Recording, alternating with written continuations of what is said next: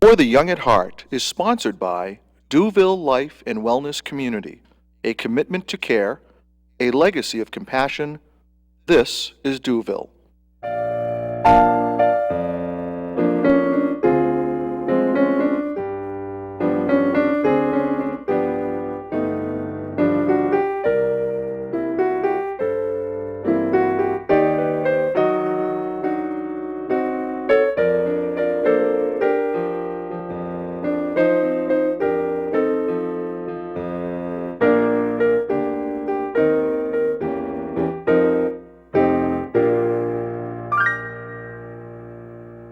Hello, welcome to For the Young at Heart. I'm Lucille Jerome, and my guest today is Crystal Arnott. She's the shelter manager at the Lowell Humane Society. We're going to be talking about senior citizens and their pets, the ins and outs of owning pets. Thank you for coming today. Thank you for inviting me. And we have so much to talk about. When we were planning this program, it was very clear how passionate you are about this particular subject. Tell me what you have seen in your work in terms of senior citizens and their pets, and then we can go from there. Sure. I think it's just really important, senior citizens or not, to have a plan for your pets. Anything could happen to any of us at any time. So knowing that you have a plan in place of what's going to happen to your pets if you can no longer care for them really can set your mind and heart at ease, knowing that there's a plan set in stone that your family members can follow if you're not able to answer the questions. And that could be from any reason, if you may be hospitalized, or you could end up in an assistance care facility where you're not able to take your pets along. And if you have that plan in place ahead of time, it makes the whole process a lot easier for everyone involved. Okay, so basically not to assume that someone in the family will take care of your pet if you're hospitalized or go to rehab maybe for a short time. Right. Something like that? Yeah, and many people, automatically think, well, my kids love pets, so I'm sure they'll take my dog or cat in. But in actuality, maybe the cat doesn't do well with those really rowdy, grandkids that run around. Okay. And the best option for your cat may be to live with another family member, or go to a temporary boarding facility if you're going to be unable to take care of it for a short time. Or in some cases, it is the best option to find a new home for the pet, whether it be rehoming at a shelter or through family and friends. But it's nice to have a plan to know what you should do in these different situations. Puts your mind at ease. Definitely. It does put your mind at ease. Also, family members might be allergic to pets. Right. I mean, I'm just thinking of that right now. Yeah, and it's nice to have, even a backup plan for your backup plan, just in case, because you never know, someone who might plan to take your animal in could get it home. Maybe it won't get along with their pets in the home. That's right. Or maybe it won't like someone in the home, a person. Sometimes our older pets can be a little ornery, and they might not get along as well with the new family. So knowing what that backup plan would be nice as well. So you might want to visit another place or a home with your pet because they're so used to being in their own space, their own home with you, their family. Yeah, definitely. Right? If they're an animal that can handle that travel, and if it's a dog that can go visit with your grandkids or your children's house or a friend's house if that's where they're going to go. If it's an animal that's stressed from that, introducing items from the new home might be a good start, just to get them familiar with the scent, or having those friends or family members visit your own home to meet the pets is also a really good idea. What about if seniors were to go away on vacation? We're assuming, assisted living or nursing home or something, but maybe they're healthy and they're going away on vacation. There are boarding places, and there are also pet sitters who will come to your home. Yeah, there are a lot of really great options. Okay. If you have a pet that can travel and go to a boarding facility, a lot of the ones for dogs aren't even like boarding facilities. It's like day camp for the dogs. Day camp? They have parties, they have playtime with other dogs, lots of romps and walks out of their kennels. So it can be a really fun experience for your dog if you pick the right daycare or the right boarding facility. Oh my goodness. And likewise, pet sitters, it's more than just dropping in to feed the cat. A lot of times they'll sit and play or sit and pet the cat and give that extra one-on-one attention. How do you know what might be good facilities for pets or good sitters to come into the home? I mean, is there some kind of licensing or There's not necessarily, categorization? there's certainly kennel licensing that you can look into, but asking friends and family or calling the businesses and asking for references is always a really great idea. You're always welcome to call the Humane Society and we'll give you our advice and some suggestions. But there are some really great pet sitters out there. What do pets actually bring to our lives? I mean, they become like family members, as we were talking about earlier, especially if you've had a pet for a long time, whether it be a cat or a dog. Yeah, definitely. So what is it they bring to our lives? So much, really. So much joy, companionship. There are many animals who I think keep people going. You know, they're the reason for getting up in the morning and getting out into the world and going for walks. So I think they really make a huge difference in everyone's life. My pets certainly make me happier every day. What pets do senior citizens usually have? Is it mostly dogs, some cats? It really varies. Canaries? Yeah, it varies quite widely. We see a lot of seniors who have cats for pets, but many often have small dogs as well. Birds are a very popular pet among seniors, and we do see a lot of birds come through the shelter as well. If people are looking, you know, canaries, finches, parakeets, cockatiels, and they can be really fun animals that, you know, that can be trained. A lot of people don't realize birds can be taught to do tricks and things, and they're really quite smart. All right, okay. Do seniors, I've read a lot about exotic pets. Are seniors likely to have exotic type pets or the standard dog, cat, canary, parakeet? I think it falls to interests. I Interest. haven't seen many seniors that do have the exotic pets, but I think it's definitely something people could look into if they are interested in that.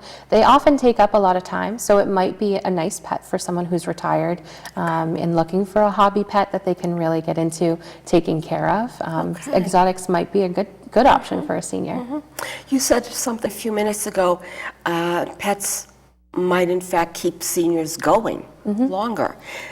Tell me a little bit more about that. Sure. I know in my personal experience, friends and family, there have been many times where maybe they had a health issue pop up and it kind of got them down for a while, and maybe had to be in bed or in the hospital for a bit. And I know that for those people I know, knowing that their pet was there and to go home to and it wouldn't be an empty house, and that they had their pet to, you know, to keep them going, to get up and take that walk every day, it certainly improves their health when you have a dog that requires on you, you know, requires you and relies on you to get out and take that walk for the day and get some fresh air. I think it can really build up your health, your stamina, and it does, I think, keeps everybody going. Right.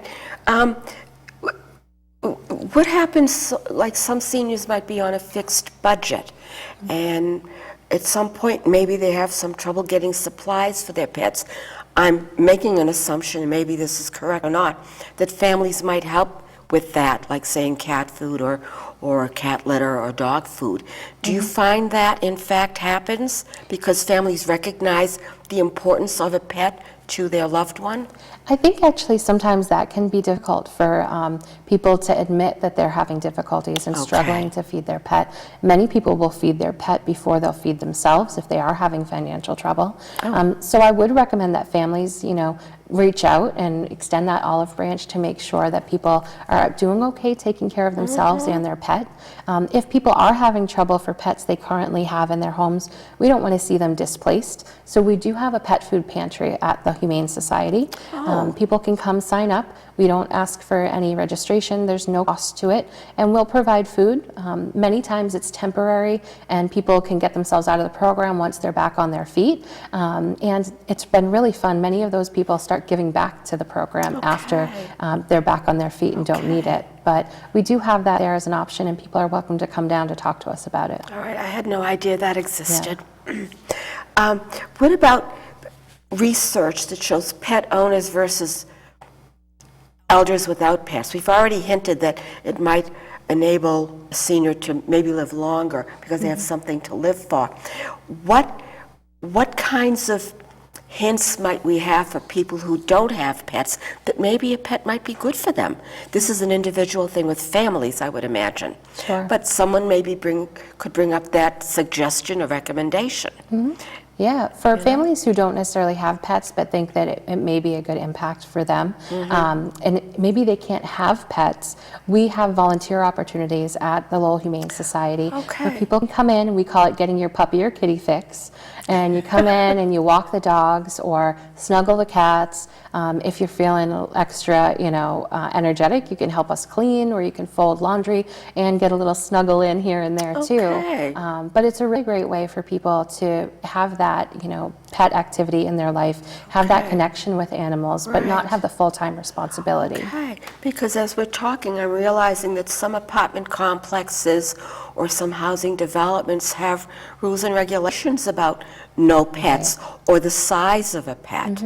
So that does impact on someone who might be downsizing, Yeah. who has had a pet for many years, but has downsized to a place where no pets. Right. That's got to be a wrenching experience. I'm thinking about my own experience with my cat. Yeah, I think it is really difficult sometimes. I think a lot of people don't even realize in their process of searching for housing, many times it's unexpected and they have to downsize quickly due to various reasons. Finding out whether or not the place is pet friendly may not even be at the top of their list. They may be looking for something affordable and not realize that pets aren't allowed, and many times they end up, back in the shelter to be dear. adopted out because people move in with their animal not realizing they shouldn't have them. So we are a resource, for that as well. If people do encounter that and need to surrender their pets, that's why we're there. We want them to have somewhere safe to go. Okay, all right. How big a facility are you at? How big is the Humane Society? We're pretty tiny. We take care of about 1,200 animals a year. That's considered tiny? Yeah, we're small. We have a staff of 9, and we can house about 16 dogs at a time and up to about 80 to 100 cats. Right now we have very low cat numbers. I'm not sure why. We've had a lot of spay-neuter efforts in the last few years, so I think that that's really helping. So there's not so many homeless cats. There's still plenty to choose from, but not as many as we've had in past years, which is nice. But we also have rabbits and guinea pigs, hamsters, any sort of domestic pet you're allowed to have. We've got them available at the Humane Society. Oh, my goodness. Yeah. My goodness. What, supposing, I'm just extrapolating here from what we've talking about. A friend of mine was telling me, well, pets are friends with benefits. There is unconditional love. I love that line. I love that sentence. And it rings so true. It rings so true. Do you find that in your work? Oh, most definitely. Okay. Yeah. Do people have difficulty when it's time, say they've had a cat or a dog for many, many years, and they're aging in place, the pet and the elder. Do you find that there's some difficulty if the pet has declined sufficiently that perhaps it's time to consider another alternative, like maybe it needs to be put to sleep? I think there are, many times that is a difficult decision to come upon. You've grown with this animal and they've become a part of your family. So watching them decline in health and being with them every day, it can be difficult for you to see those big changes that are happening. So we tell people to pick your pet's 3 favorite things. And when they aren't appreciating those 3 favorite things anymore, it may be time to start considering euthanasia. If your pet loves to sun themselves in the window, loves to chase you for treats into the kitchen, and comes running at mealtime, if those 3 things aren't making them happy anymore, aren't still happening, it might be time. And we're always available to talk about that with you. If you're not sure it's the right time, you can call the Lowell Humane Society and we'll discuss it with you and help you decide whether or not it's that right time. What are some other favorite things that you've noticed from cats? I like that idea about 3 favorite things. Because our pets talk to us. It's not just we communicate with them. They're communicating with us also. So what are some of the other things that animals do, our pets do, to communicate with us? Oh, sure. There's a lot of body language involved that I think a lot of people don't realize. Every piece of them, from the tip of their nose down to the tip of their tail, is communicating with us. Whether their tail is flicking fast because they're not quite happy with the way you're petting them, or their ears are flattened against their head because they're upset, or they've rolled over and given you their belly for a rub. They'll communicate with you a lot of ways. Their eyes, their nose. Eyes. Yep. Whether they have, soft, we call them sleepy eyes, where they kind of blink at you. Those are really happy eyes. That means your cat is totally in love with you and relaxed. But if they have really squinty eyes and their face is a little tense, they're a little upset. And they can go back and forth, just like us. We have our good days and bad. We have our moods. Exactly. Okay. Maybe your pet is just fine with you and anyone else living in your home, but if you have visitors, maybe their behavior changes. Maybe they're so used to being in a certain environment that their behavior becomes erratic when visitors come, or maybe they run and hide, or what are some of the things that you can know? Maybe what you do is, if you know company's coming, you put your pet in another room, or how do you prepare for that? Yeah, if you know that your pet is stressed by visitors, I would recommend setting up a safe space for them, whether it's a cat or dog or any sort of animal. Set them up in their favorite spot if it's possible. If their favorite spot is right where the company will be, that won't work. Right. But you can set them up there, give them some treats, maybe a special toy that only comes out when visitors come over, and tuck them away in a bedroom or another room of the house so that they don't have to worry about interacting with people if that scares them. And if you have really good friends that you think will be over often, you can recruit them, to help your pet work through those fears, and let them know, hey, when you come over, I want you to just ignore my dog, but toss a treat at him every now and then. Don't even look at him, just toss a treat in his direction. And that'll help the pet come around and get used to visitors a little bit. Do you find in the work that you do that dogs or cats are more easygoing when there's company coming, or is that just immaterial? Yeah, I think it really just depends on the animal. Just like people, everyone has such different personalities, and pets are really the same way. They're gregarious, outgoing, crazy animals with cats, dogs, bunnies that'll just hop right up to a new person and say, pet me, and look for that attention. And then there are the less outgoing ones that are shy, and they'll hide when people come over. So I don't think it is specific to a species. I think it really is individual personality. So do they have personality disorders? I mean, I've read somewhere that there's counseling for pets and their owners. Is that true? There certainly is. Yeah, that is true. There are personality disorders.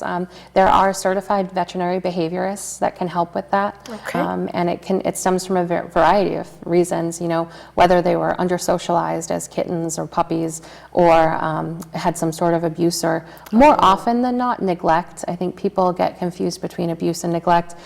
We see more problems from animals that are just ignored, which is a form of neglect, and not socialized properly, rather than physically abusing an animal. So go into that a little bit more. What are some signs of neglect, or what are people not realizing about pets? Yeah, so most pets are very social animals, and they do want to be a part of the family. So providing ample opportunity for them to socialize with people.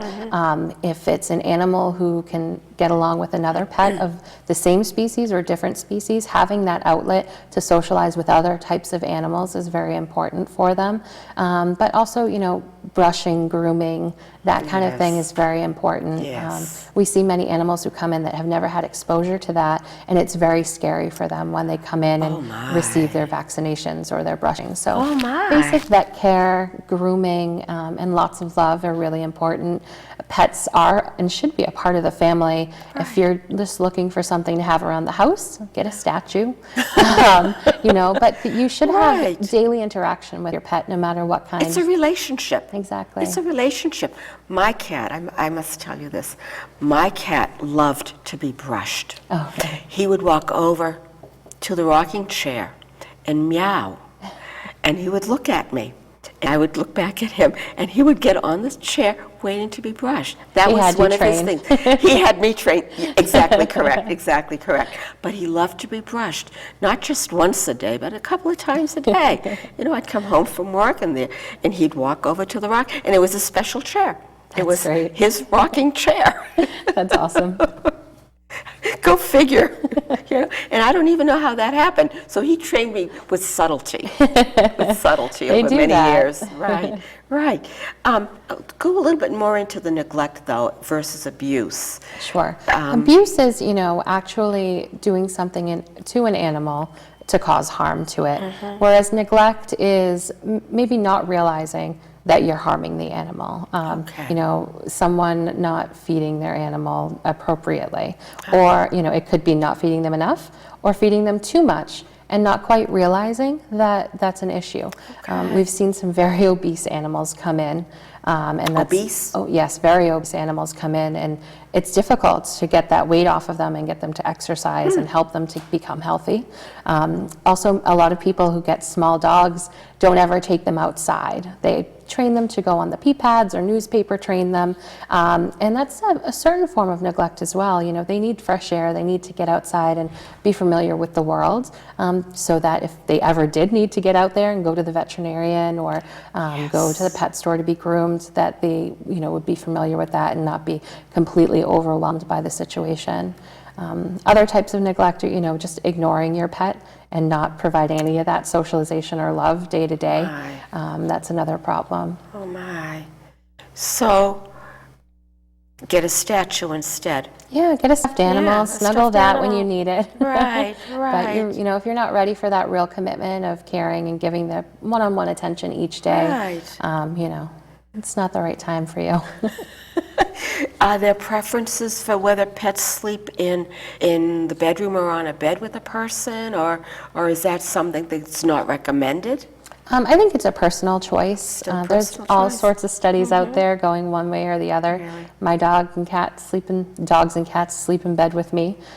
They kind of rotate through on their own and decide who's going to sleep with us each night. But Okay. everybody gets a night Okay. or two to sleep with us. You so. said dogs and cats. How many pets do you have? I have too many pets. I have Okay. 2 dogs and 6 cats Okay. and a pet rat. He does not sleep in bed with us. Okay. So how did you come to have so many pets? I mean, you have a lot of love to give, apparently. We do.